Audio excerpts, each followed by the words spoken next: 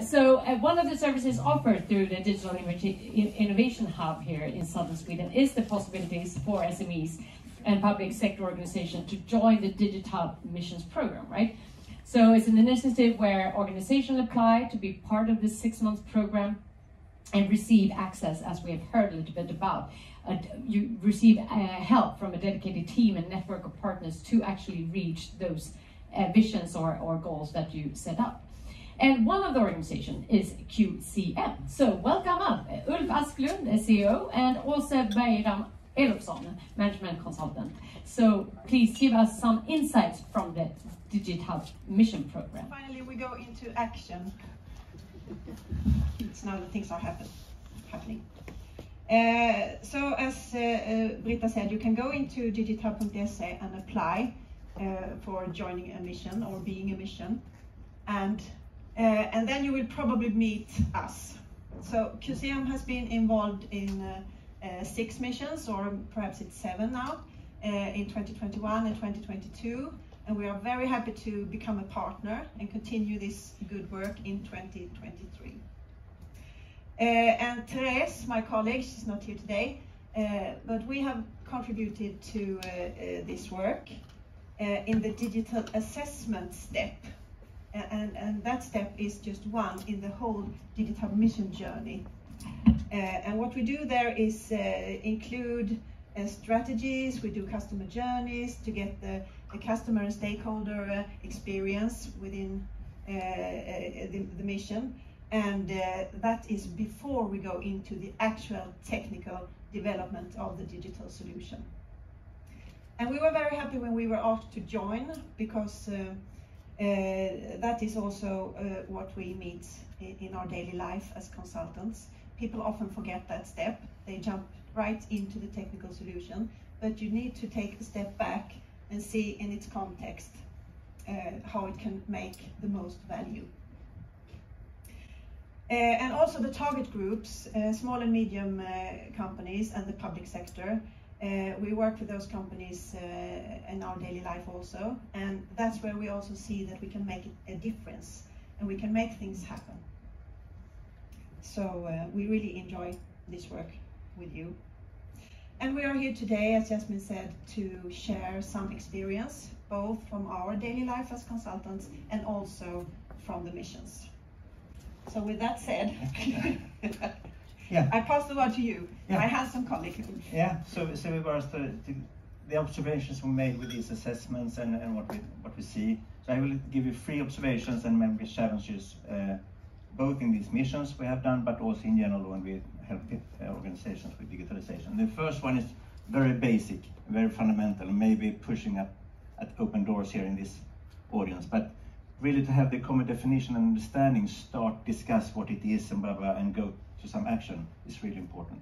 I mean, we definitely need skills here, what we see in the technology, but we also need these people to be engaged in actually how to enable this technology and to use these possibilities we have. Otherwise, nothing will happen. So that is one really important thing that we need to do, and even though it's really basic. The second observation or challenge here is that digitalization is just one piece in a big puzzle.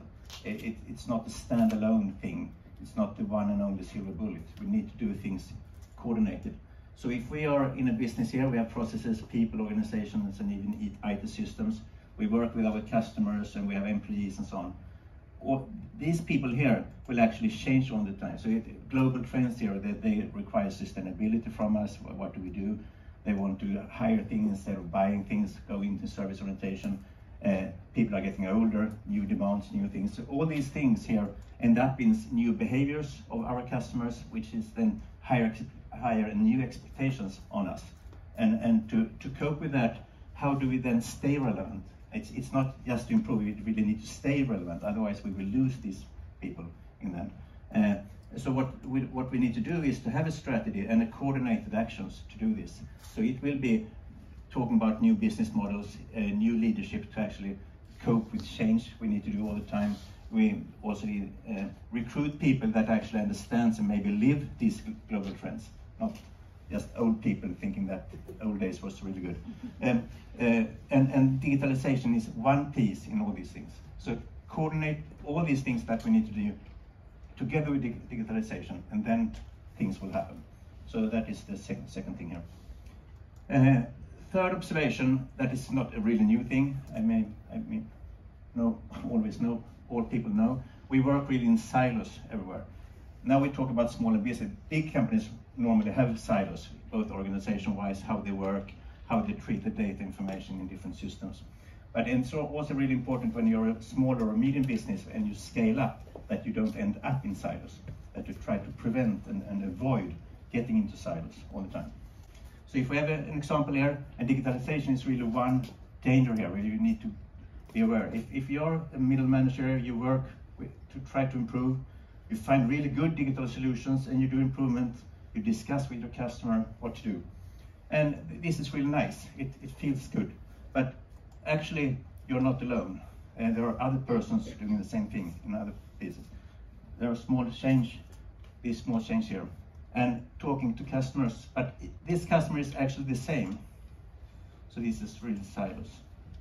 So they talk to the same people, but they ask very specific questions about their needs, their inner needs, instead of really asking the customer, what do you want? And then you want to have this journey here all the time. And these are like touch points where this organization meet the customer, here the second organization meet the customer. And if we just work in silos, this journey will not be that good. So what we need to do here is to really ask this customer, what do you really want? What do you want? The full picture, take an outside-in perspective, finding these touch points, and then build up some kind of common business language through all over these silos. And both business language, how you work, what you call things, but also how you manage information. Rules for information, IDs, everything, so you can enable integrations between the systems. So that is the third, and it's really a challenge to do this. So those are the challenges that we see often when we work with our customers on a daily basis. So that's what we do. We try to help them to put digitalization in its context. And for the digital missions, we try to put the digital solution in its context the same way, to get the most value out of it, all about value as we see it. And one of the missions that we were working with was Lunds kommun, and Annelie will tell you more about that. They had this brilliant idea of finding out how to use gamification in teaching.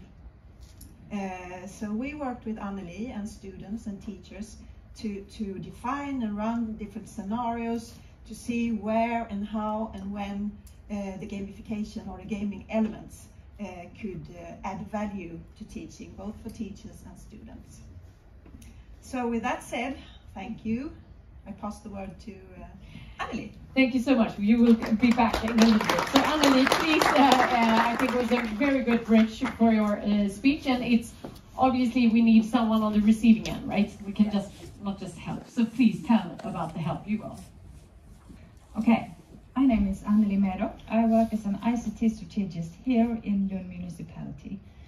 Me and my colleagues, there are 4 more of us, ICT strategists. We serve students from the ages 1 to 16, and we have worked with the school leaders and the teachers to enhance learning with this project gamification. This is one of my colleagues, Jesper, and he and I was engaged in this project. I'm going to tell you about the project we made. I'm going to talk about the mission program that we participated in, and I'm going to talk about some actions we took. First, we met this Lisa. She's a project manager at DigitHub. We met her in spring 2021. We talked about what is our next step to take to engage students and to digitize learning. We talked a lot, and we figured out that gamification is the next step to take. And I want to tell you about what is gamification, because it's not the same as game-based learning. This is how researchers put up gamification. You have, for instance, toys. You play and it's a whole.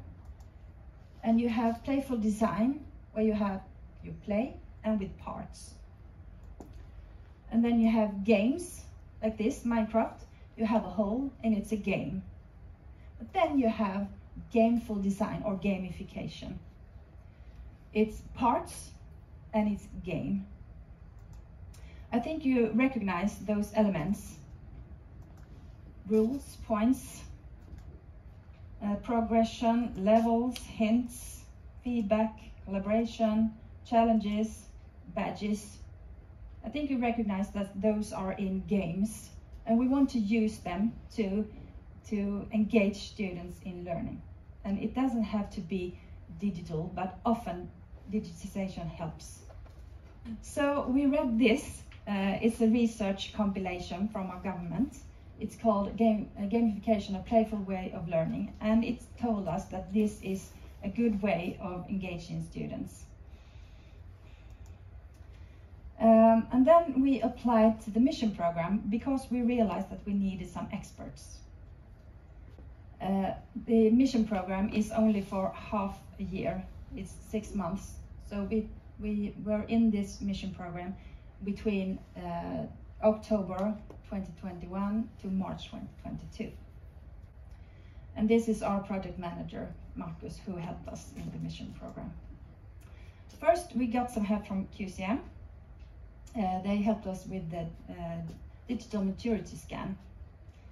And they had workshops with our students and with teachers to help us understand where are we now and what do we need, what's the next step to take, and so on. So that was really nice to know what the students thought about gamification, what do they know about gamification in education or at their leisure time, and also what did the teacher know about this.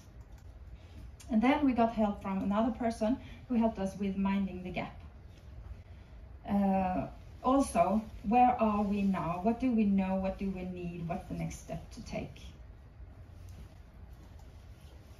Then we got help with finding out a digital tool. And this tool, BossFight, is a tool that works with Google Classroom. So when the teachers put up assignments, they can gamify the assignment. So we started testing this. We're not finished by testing this tool, so it goes on. So when the teacher put up assignments, you can get the student can get coins, they can get badges, they can get rewards, and so on. In May, we finished our mission program, and it finished with an event for our school leaders.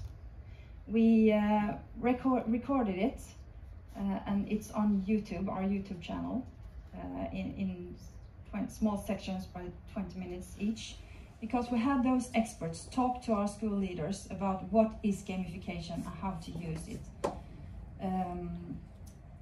And we have also extracted the sound and put up on our podcast, but that's in Swedish and it's only sound. In our YouTube channel, it's subtitles, and you can translate it so you can understand, even though it's spoken in Swedish.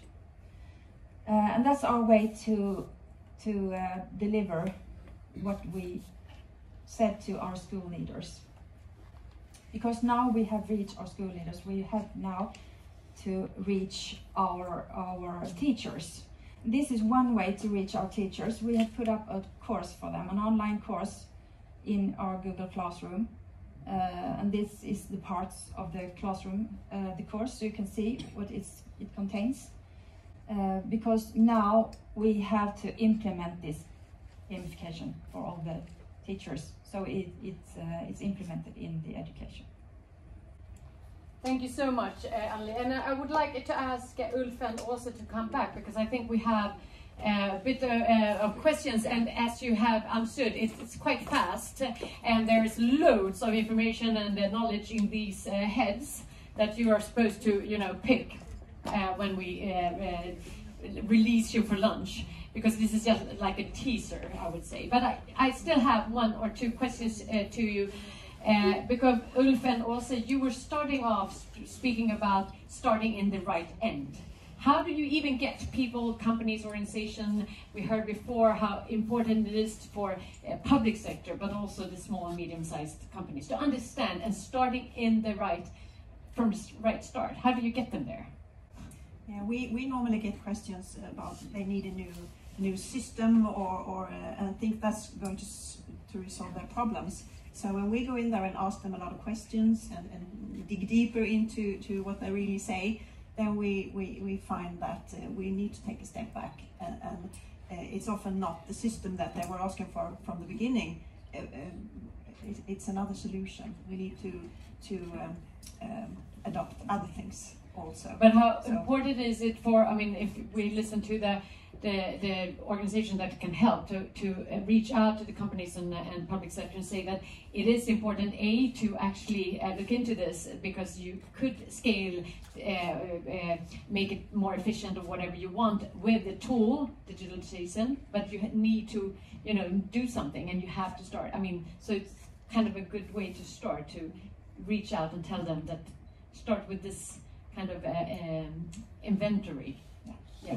Don't wait until you have a full spec of the IT solution. Come earlier and discuss what is the really benefit, what should we do. So that's, and that is worthwhile, because maybe it just takes an hour or two and then you get a grasp on where you start. And from the receiving end, what would you share to other people in the public sector, but also from other sectors, private as well? Because obviously you have seen the light, kind of. Yeah. So what would you say to others?